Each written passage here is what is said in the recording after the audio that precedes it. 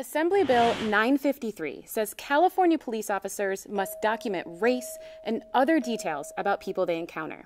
The bill, also known as the Racial and Identity Profiling Act, or RIPA, was proposed by San Diego Assemblywoman Shirley Weber in 2015.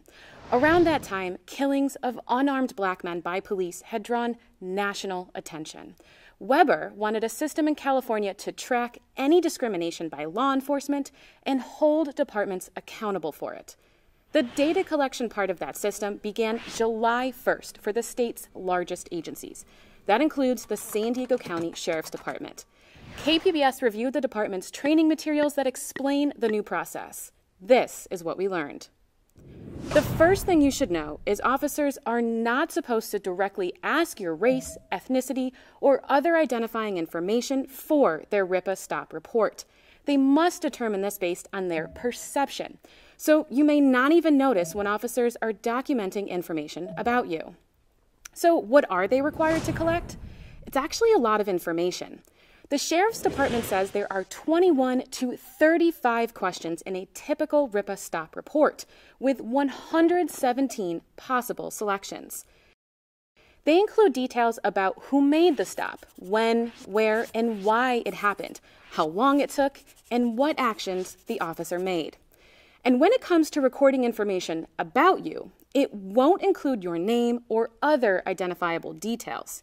It will include perceptions the officer has about you, your race or ethnicity, gender, age, ability to speak English, whether you have a disability, and if you identify as lesbian, gay, bisexual, and/or transgender. Again, these answers are to be based on what an officer thinks, and they can't be changed even if an officer later learns they were wrong. For example, if an officer thought someone was Hispanic and later learned they were Asian, they still have to write down Hispanic because that was the officer's perception. How agencies will document and submit this information to the state may vary. The Sheriff's Department created its own mobile app to log the information. Documents show the app reduced what the department said would have been a daunting requirement. The agency tested it with 30 deputies in Vista and San Marcos and found after regular use, it added about 3 to 5 minutes to each stop. The agency shared its app with the San Diego Police Department and sheriff's offices in other counties. It also posted the source code publicly online. The law requires officers log this information for nearly every person they stop.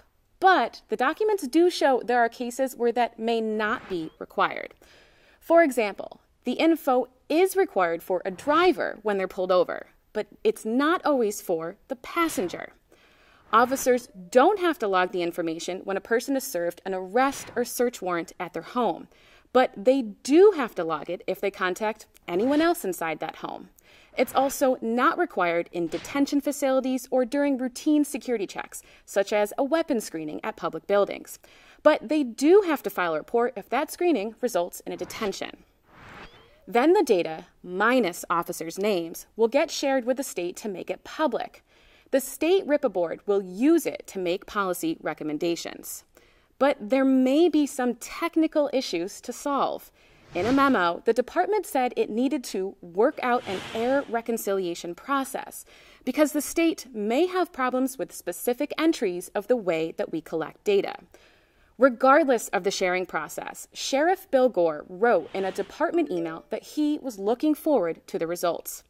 He said, "I am confident, and initial testing has proven our data reflects the communities we serve, and there will be no identified bias on the part of our personnel."